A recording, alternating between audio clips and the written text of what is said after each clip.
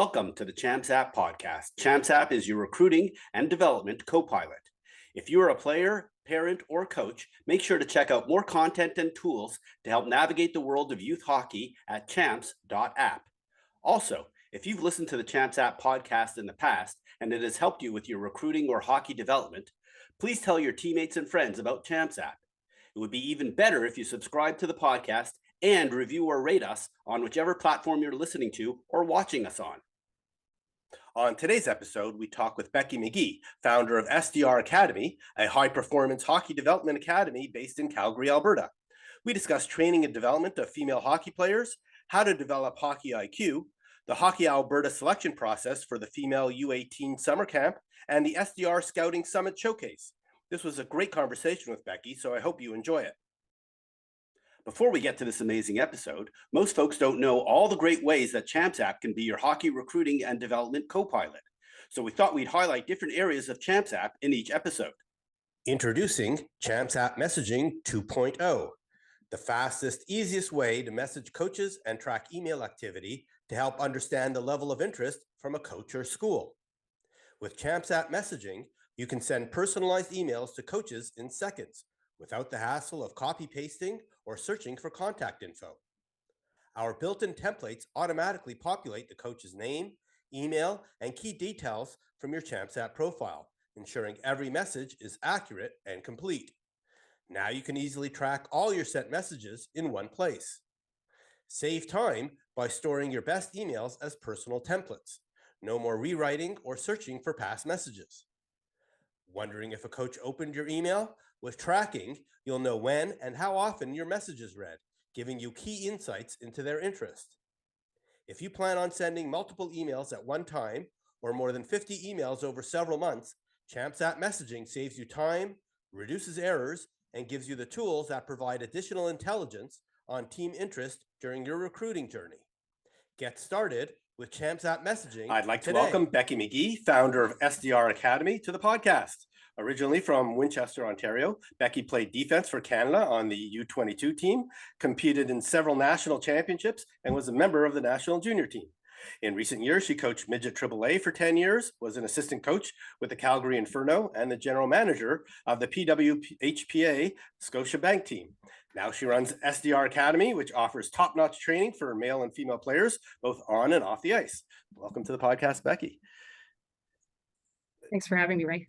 Cool. All right. So, Becky, let's start off like we do all of our guests. Tell us about you growing up playing hockey. I'm assuming it started off in Ontario, and I don't know when you headed west, but we'll find out as we hear about your journey. Sure. Sounds good. So yes, I started playing hockey in Winchester, Ontario. I was 9 years old, and it kind of came about. I grew up in a community where most of the kids my age were young boys, and they would play hockey, street hockey, after school every day on the street behind me. The street was actually called Sesame Street, if you can believe it. So these boys allowed me to join in, just playing street hockey. And they had all played organized ice hockey, and I hadn't at that point.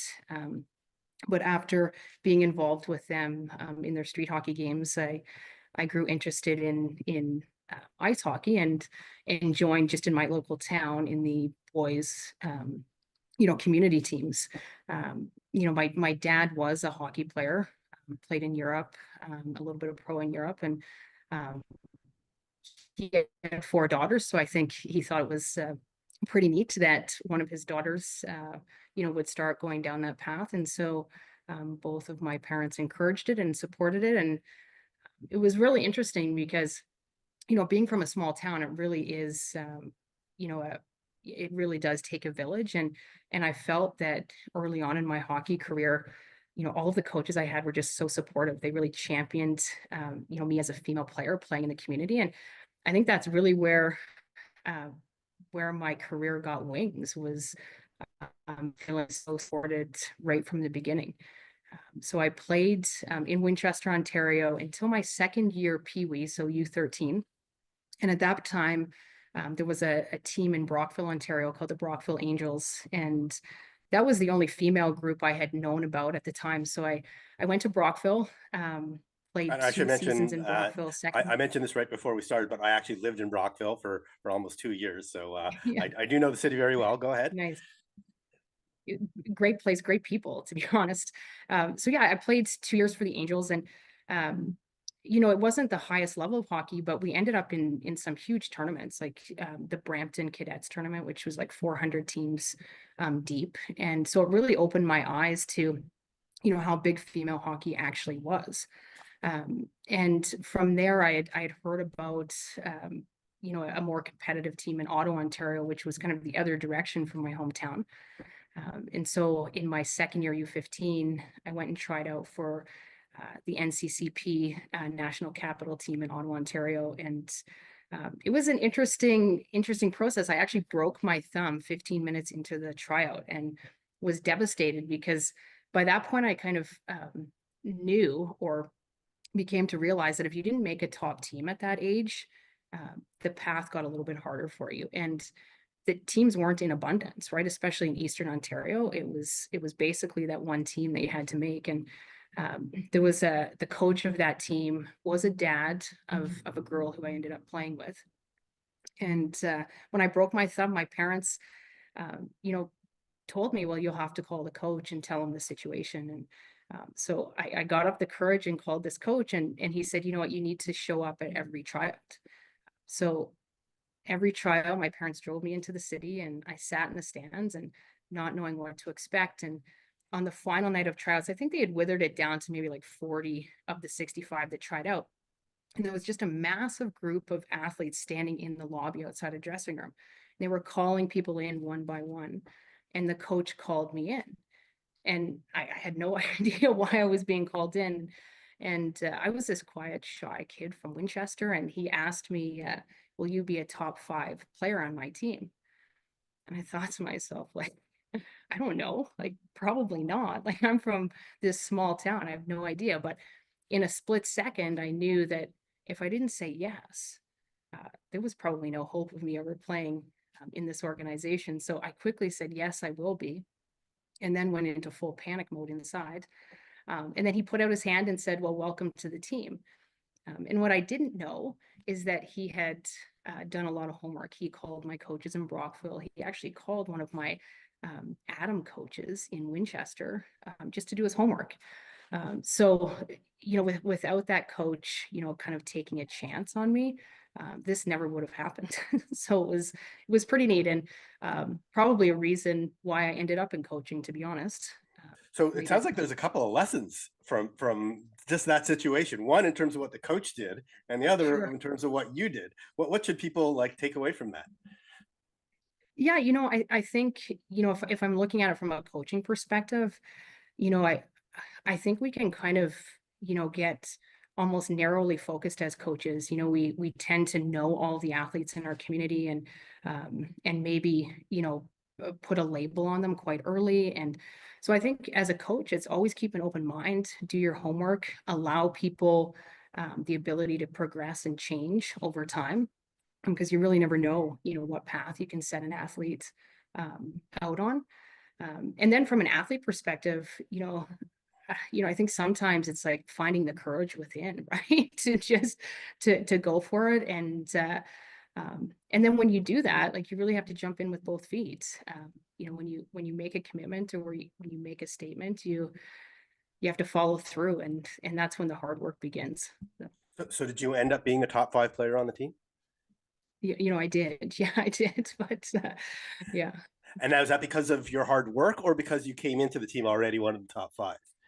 I think a little bit of both. I in my small town, I was blessed with having some great athletes come from that area, and in particular, one of my high school teachers was a basketball player, and at quite a high level, and so she was somewhat of a mentor, and some of the lessons I learned from her kind of had me creating my own little training programs, on my driveway in Winchester, or, at the local high school gym. And so I was pretty lucky to have people around me that opened my eyes to what it took to be a high level athlete early on. So when I ended up in this situation, I had the support network to help me prepare and improve. So. And how much of it was your internal drive? Because when we had Brianna Decker on webinar a couple of months ago, one of the comments that she said was, I was personally really driven, and I was, really obsessed with hockey.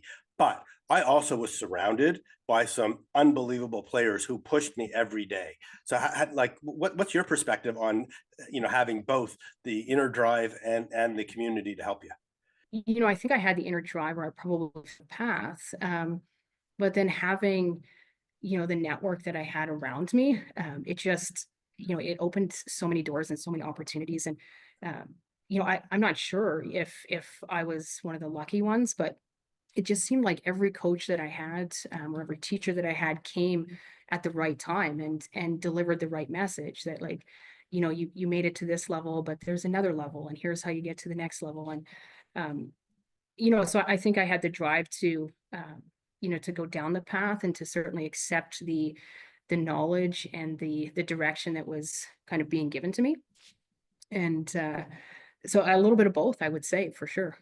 Got it. All right. So we need to keep moving. How did you end up playing at the national level, as you progressed in your hockey career? Sure. So in grade 11, I got recruited to go to prep school in Lake Placid, New York, to the National Sport Academy. And I played there for 1 year. But I had always had Calgary in the back of my mind. I came to a hockey camp when I was 14 at the Olympic Oval.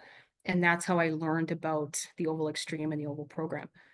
And so I was 1 year in Lake Placid. And again, a teacher said to me, if you want to play at that level, like if you want to play in Calgary, you need to know what it takes. And so my mom drove me it was in Mississauga, Ontario, I believe, that year, drove me to the SO National Championships where the Oval Extreme were playing. And it was about a 5-hour drive from my house. And, I watched the game and I was like, okay, I can do this. Like, I can play in Calgary. Again, not really knowing, but I then made the connection with the coaches in Calgary, and they recruited me to come out in my grade 12 year to the Olympic Oval female high performance program. And I finished grade 12 at the National Sports School here in Calgary and joined that program. And, obviously the Oval Extreme at the time was filled with senior national team players. And I wasn't sure if I was coming in. They had a gold, silver, and bronze program, and gold obviously being the extreme. And so I really wasn't sure where I fit in. I tried out for the gold program. And the first, time I was on the ice with them, it's actually a pretty funny story, because Wally Kozak, who you've had on your podcast, he was the coach at the time. And I was facing off in a game at the end against Danielle Goyette, and she, right off the opening faceoff, put the puck through my legs and went down and scored. And Wally was like yelling at me, like, hey, Klein Swarmink, like, check your drawers, basically. And I thought, oh my goodness, this is not good. Embarrassed at the national team level, basically, right? But again, learning lesson. And within 3 weeks, Wally initially told me that I didn't make the team. And then 3 weeks later, he invited me back to the team. And then I played on it for the rest of my career. And that's really what led me to the national team program, playing with athletes and being coached by coaches of that caliber. You're in Calgary, where Hockey Canada is. You're training alongside some of the best, and so naturally you start to improve. You develop better habits. You pick up on their habits, and I ended up getting invited to some national team camps. And for folks who didn't catch that, Becky's maiden name is Klein Swarmink, which is she was referring to herself in her maiden name. Also, we'll get to this a little bit later, but your relationship with Danielle Goyette continues today. Is my understanding is that she also helps out and works at the SDR Academy. Is that correct? Yeah, so she did before she was with the Maple Leafs, and yeah, Danielle's just a fantastic person. And when we first started SDR, I reached out to Danielle, and if anybody that knows Danielle knows that she would do anything for you, and she jumped in coaching our youngest athlete. She coached at the time my 9-10-year-old daughter, like she was a member of the Toronto Maple Leafs. And so we were so grateful that Danielle, did that for us, that she helped us get this going and kind of showed us the way in terms of the coaching standard, really. So let's keep moving. I'm not sure where you actually ended up, playing hockey for your Sure. university / college years. Did you go to University of Alberta with Howie Draper, or did you stay local in Calgary, or did you go south of the border? I stayed in Calgary. I went on quite a few university visits down to the States, and did that. But at the time, I had already moved twice. I moved to Lake Placid, moved to the Olympic Oval, and I was playing with some of the top talent, and really enjoying it and learning a lot from them. So I did decide to stay in Calgary, but it was interesting, even going on the university visits in the U.S. and learning the process and really kind of deciding what was important to me at that time. And I was new into the national team program, so for that to become a reality, I felt that playing where I was playing was probably my best chance. So, yeah. Got it. And what was it like playing with Hockey Canada? Obviously an incredible experience. My first, thought of wanting to play for them came in 1990 when the World Championships was in Ottawa. And I went, there was pink uniforms everywhere. After I went home to my local sports shop and asked them to order pink tape. And so from 1990, it was something I always wanted to do. And so to have the opportunity, you try to kind of downplay it when you're going through the process and maybe as a form of protection in case you end up disappointed. But when I ended up with the Team Canada jersey on in Germany, and my parents both traveled there to watch it. It was pretty incredible, to be honest. Nice. And I'm assuming that you take that experience with you everywhere you go. So I'm going to jump ahead now, so we can start getting into kind of learning about what you're doing today. Maybe just let folks know what inspired you to start SDR Academy. Sure. So a family friend of ours, he called me out of the blue. He had a 9-year-old son at the time, and he was asking who the best coach I knew was, and how do we get him on the ice with his son and his son's friends, and even my daughter. And so at that point in time, the first coach that came to mind was a coach that coached me, Thomas Pacina, at the Olympic Oval. And he had been working around the NHL, and I didn't know if Thomas was even available, but I said to him, you know what, I'll see if Thomas is available to coach our kids. And sure enough, Thomas came and did quite a few sessions with our kids. And then it just kind of grew from there. It was one small group into another. And I'd always felt that the Olympic Oval female high performance program was kind of the pinnacle and almost ahead of its time. We had access to video, nutritionists, kinesiologists, other Olympic trainers and athletes. And I always had, a desire to expose that way of training to more kids. And I think getting that phone call certainly set me on a path that I wasn't necessarily on. I was coaching my daughter's team, but I wasn't thinking of hockey or hockey development as a career at the time. Got it. Yeah, I know Darryl Belfry thinks Thomas Pacina is one of the best hockey minds out there, and Darryl steals a whole bunch, considering that Darryl's considered the leader. And correct me if I'm wrong, I'm not sure if he is currently, but he has been the head coach of the Czech national women's team as well. Is that correct? He was. I think then Carla McLeod took over for him, but he is over in Europe, I believe, and I think he's even involved with the Maple Leafs. So. Yeah. Nice. Okay, so let's get to the most important question here. And in all my research, I could not figure out, what does SDR actually stand for?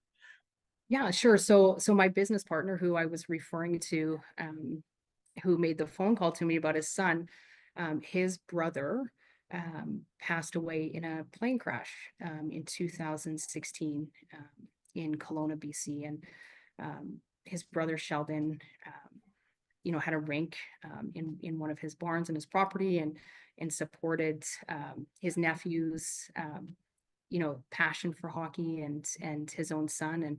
And so Vaughn, my business partner, wanted to honor him. And this was a way that he thought would be meaningful. And so SDR stands for Sheldon Dunphy Reed. That was Sheldon's initials. Oh, got it. Okay, that makes sense. I thought it was like skating, drive the net, and rebounds, but Yeah. it's a more thoughtful answer than what I was thinking. So Sure. that's awesome. All right, so maybe just give folks a little overview of the services you provide. I know you have obviously some facilities where you do on ice training. You also organize some teams, and we'll get to this a little bit later on. But you also organize some showcases and also do stuff on the men's side of things as well. Yeah, for sure. So I would say we're a full service hockey development company. We operate, teams in the off season, so April to June, but year round, we provide on and off ice development.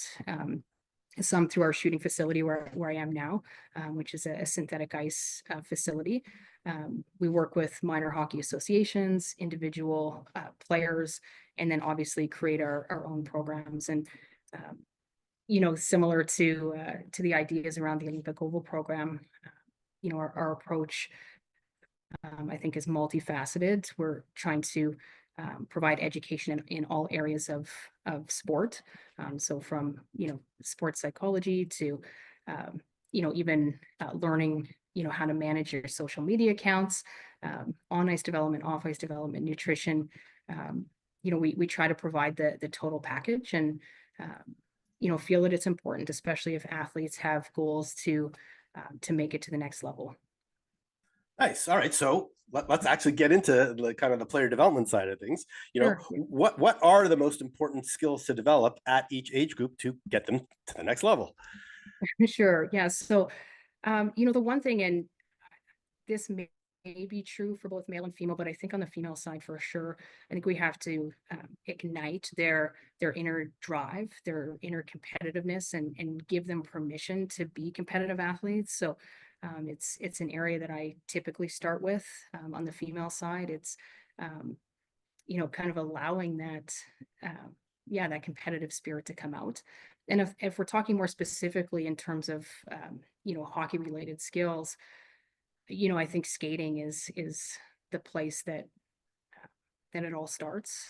I know when I got my first national team evaluation report back, the first thing on it was, can she skate at the international level? And I remember thinking, okay, that's how important skating is, right?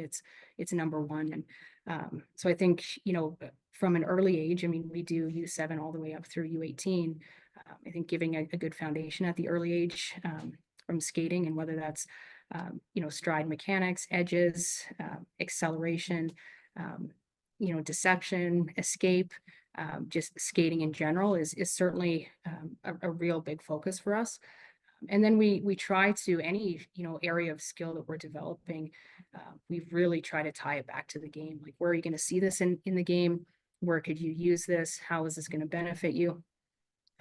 It's something that we very much focus on is where's the connection back. And from a skating perspective, what's the right amount to be working on your skating? So when my kids were in the 7, 8, 9 age group, first 15 or so minutes of every practice was working on skating stuff. And, and they're practicing twice, maybe 3 times a week. Is that sufficient, or should they be doing extra work? And how do they do that extra work? We do the same right now. All of our practice plans are designed with the first 15 to 20 minutes around skating. And should we be doing extra work? I think the answer is kind of dependent on where you want to go. So if we're talking about athletes in our high performance program, I think time in matters. And if your legs are your biggest vehicle to get you up and down the ice and keep you competitive for the most part, then absolutely, I think, additional time is needed outside of your minor hockey or club structure. I think it needs to be a big focus for sure.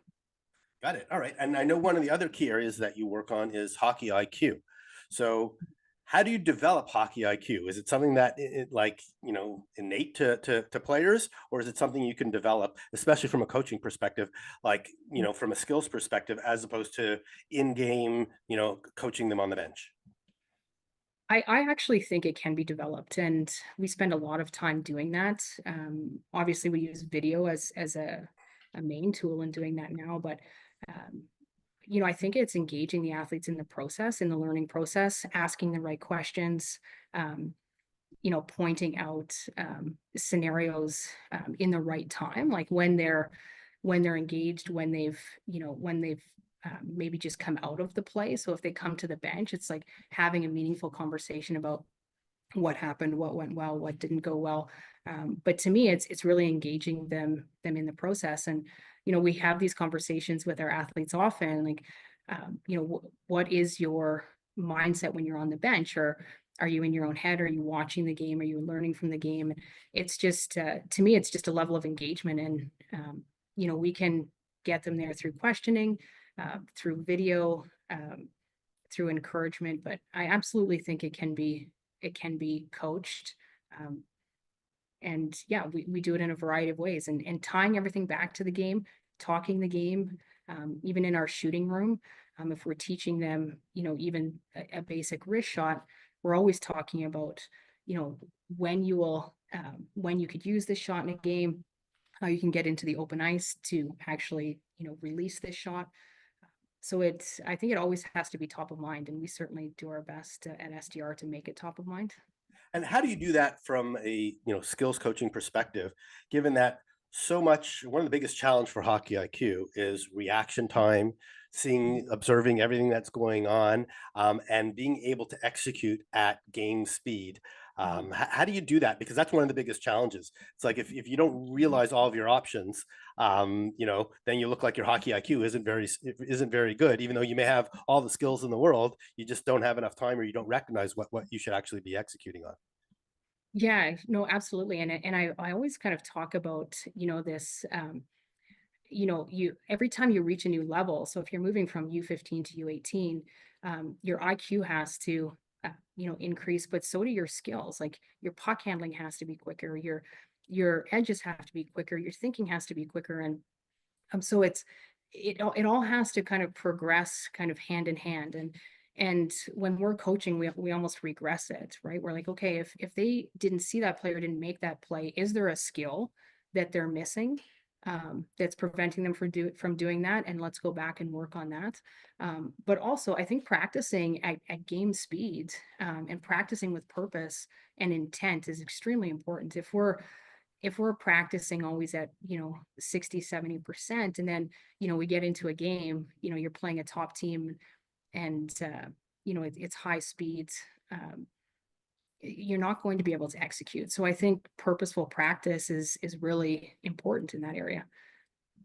Beautiful. All right. So you work with kids all throughout the year as kind of you know, a third party to their regular team, and now we're coming up on the end of the season for most teams. So how can a player or parent measure their improvement? And I'm going to make this in two parts: from the start of the season till the end of the season. So now you'd be evaluating how they are now compared to when they were in September, roughly speaking, and then since you work with a lot of these players over the summer, how do you measure that improvement from, you know, the start of the spring summer season until they return to their regular teams? Sure. So there's tangible ways for sure, and we do this especially off ice, you know, testing and training, and putting numbers to it. And I think, you know, there's definitely value in that, in attaching numbers to, you know, say it's, you know, what's your speed from, you know, blue line to blue line, or maybe it's a beep test score. So we certainly take measurements like that, as a baseline. Um, and then, you know, to help the athletes understand, I mean, obviously we're working with them, we see their improvement. They don't see their improvement the same way we do. And so I think, you know, video does, but also creating, you know, milestones for them to attain, like smaller goals along the way, I've found to be quite valuable. And we have what we call player hubs at SDR, and we house all of the information on all of our athletes, their progress throughout the year. So, just keeping track of where they started, where they are now, and where they want to go. So it helps us show them that, they are moving forward when they don't necessarily see it because they're living it every day. But so I would say, twofold. The Player Hub helps us keep on track, and then, tangible, testing on and off the air. Great. All right. So, so given all this focus on player development, what are some of the biggest mistakes players make in their development? Sure. So I would say, for a while we would hear, the word multi-sport athlete, and it does become more difficult as you get older to be a multi-sport athlete. But it doesn't mean that we can't be well-rounded athletes. So if hockey is the vehicle that you've chosen, then you can use hockey as a vehicle to be a well-rounded athlete. And I think we spend a lot of time on the ice. It's one of the most fun parts of our sport, but there's so much that can be done off ice, whether it be in the gym, watching video, shooting pucks. There's so much more to it than just the on ice. So I would say that, if we're all going to our club teams and say we're all on the ice 5 days a week, that's great. But what you do away from, I guess that scheduled time really does matter. Like the extras, 10 minutes with the puck on your stick, 10 minutes taking shots, getting some endurance runs in, spending more time in the gym. I think that's what really makes the difference over time. And it not only improves your fitness and your athleticism, but I think better prepares you, for the adjustment, the speed adjustment, both mentally and physically as you're moving through. Got it. So you mentioned, that you start working with players at around 7 years of age, at, pretty young ages. And then you talk about being, a multi-sport athlete and things like that. At what ages should players be taking hockey seriously? Yeah. That's really that they feel like, if they continue on this trajectory, good things can happen at the post-secondary level. Yeah, I think it's a little bit of a difficult question. I mean, my daughter is still a multi-sport athlete, but that being said, it's like you still have to put in the same hours to the sport of hockey or your other sport if you want to, keep pace, right? And so, I would say, honestly, if you maybe don't have to commit at the U13 level to one sport, but I think you have to start thinking about what you want out of your sport, and what the path forward may be for you. And it's a very short window, and I'm even realizing this with my own daughter, right? It's like the NCAA schools can't talk to you, and then all of a sudden they can. And if you're not very active in your development in that window, especially in those 2 U15 years, it can pass you by quite quickly. So I would say you have to start thinking about it quite early. But taking action in those U15 years are, I think, extremely important. Got it. Okay. So now we need to start transitioning into Alberta hockey. Sure. But I understand that you and I share the same pet peeve. So if you're at a game and there's a thin strip of ice that the Zamboni misses, how does that make you feel? So funny, when I transitioned from being a player to after being a player, I drove the Zamboni at the Olympic Oval for 6 months. And so it bothers me significantly, actually. All right, that's good. It's good. I mean, if that means you pay attention to the details, and that you got to make sure you got your all the ducks in a row. All right, let's go to Alberta hockey. So at a really simple level, what's the difference between the CSSHL and club hockey in Alberta and even out west? Sure. So I guess the main difference is that the CSSHL teams are associated with schools. So they're school programs, daytime programs, and the AFHL is your club program through your minor hockey association. Gotcha. And so how do players decide which path to pursue and which is better? Yeah, I'm not sure one is better than the other. I think it comes down to what the best fit for your family is. I think cost is a big factor when you're adding the school in. There's a significant increase in cost between a minor hockey club team and the CSSHL teams. And then schedule too. I mean, it is nice to have a daytime program.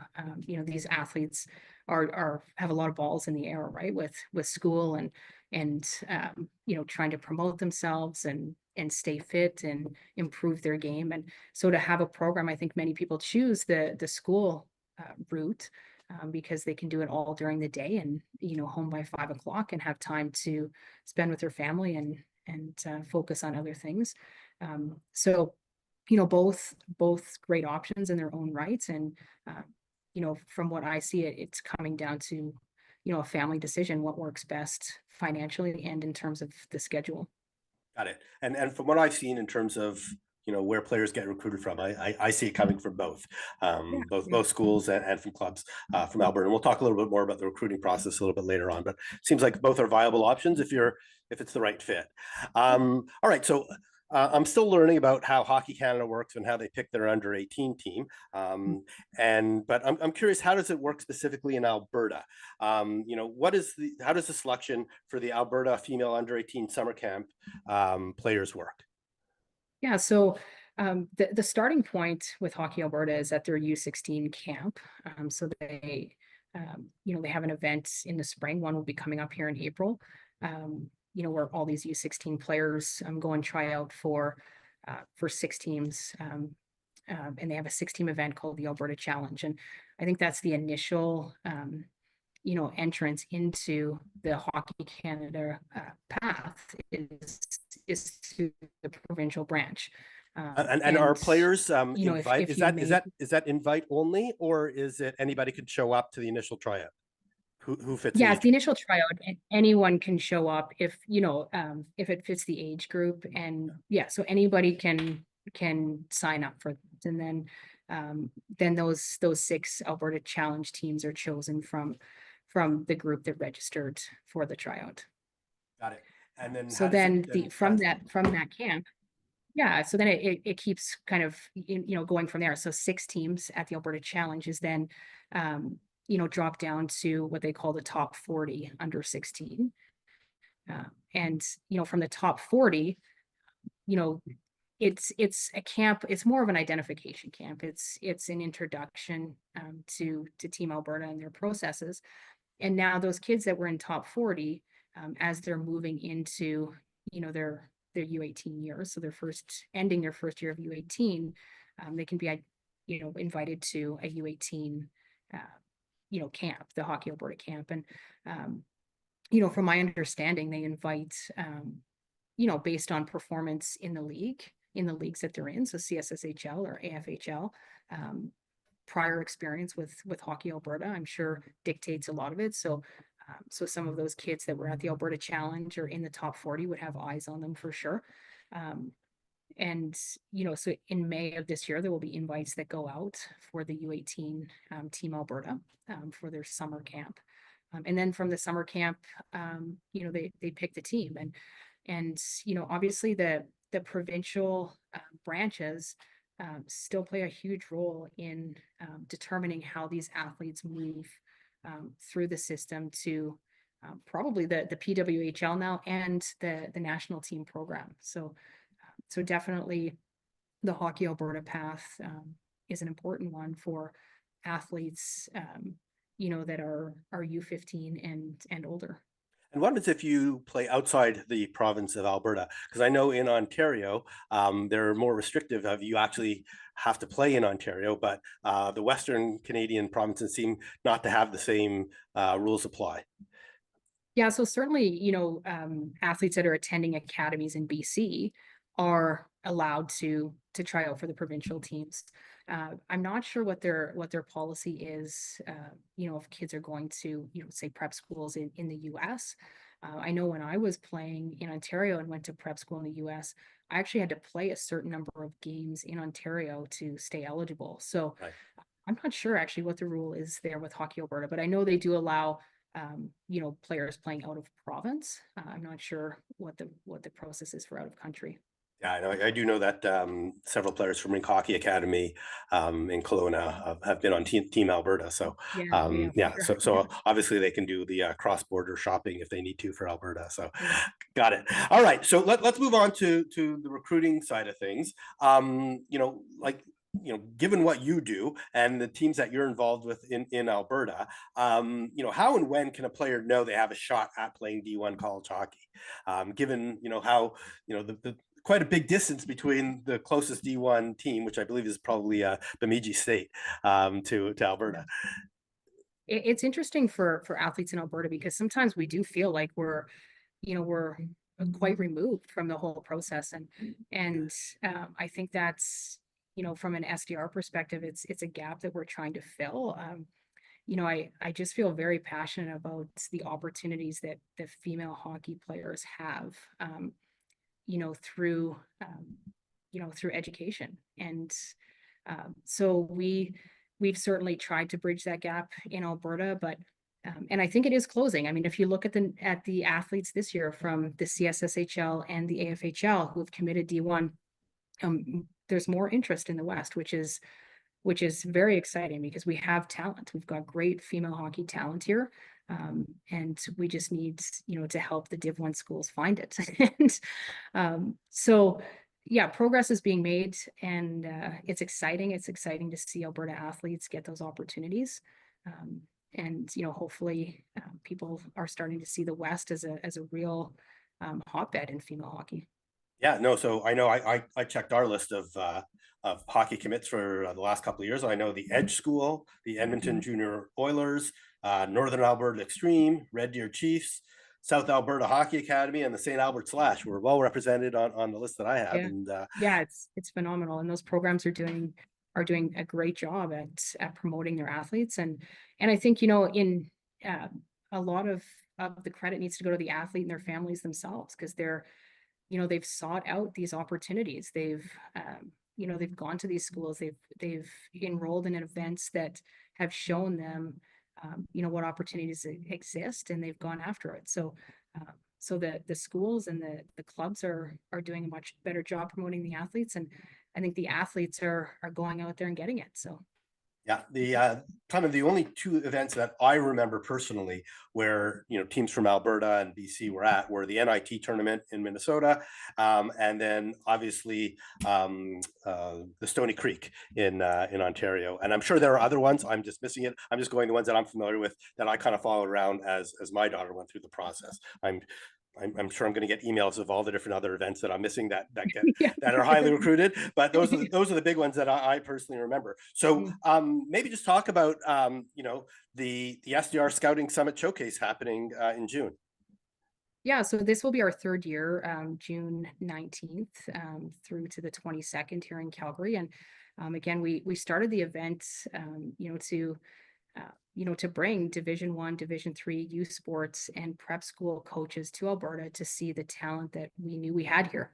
And it's really taken off. We've got a lot of representation from a lot of different schools coming this year, and some fantastic athletes. And it's just exciting to see that that the event was embraced by by the schools and by the athletes. And we're hoping that it helps bridge the gap, and that these players get opportunities to to live out their university dream playing hockey. So perfect. And I will point out that Champs App will be helping out Yes, at the event by Yes. helping players and coaches connect using our team roster tools and our player profile tools. Now, so are there any other college showcases taking place in Alberta? I know there's a couple in British Columbia that are nearby, and actually players from Alberta also go there. But other than your event, are there any other ones going on? I think there's one or two starting this year for sure. Okay. Some of the main ones that I know are definitely Rink Academy, and is well attended. And so yeah, I think it's an area that many people are interested in. And so yeah, I think there are a few popping up for sure. Great. We've talked a lot about D1 hockey. Maybe just talk about U Sports. I mentioned him earlier, Howie Draper at the University of Alberta. I believe he's won like 7 national championships. So you got some pretty good hockey in the province of Alberta. We do, the Canadian university system is really strong. Right here in Calgary, I mean, we have great coaches like Josh Gosling at the University of Calgary, Scott Rivet at Mount Royal. Mount Royal won a national championship 2 seasons ago, and then, of course, I mean, U of A's history speaks for itself. So there's a ton of great opportunity in Canada as well, and I think athletes are definitely exploring both options and trying to figure out what's best for them, both academically and from a sport standpoint. But we're very lucky in Alberta to have great female hockey. Beautiful. All right. So time to wind this up. What advice do you have for players and parents as they are going through this process of both developing really good players and, wanting to get recruited to a high level school? Some advice that I got along the way, both in business and in sport, was to, if you want something, is to get close to it, to get really close to it, and learn kind of the people that did it before you, what their process was, and maybe follow along. Find out what it took other people to get there, and use that as a bit of a roadmap.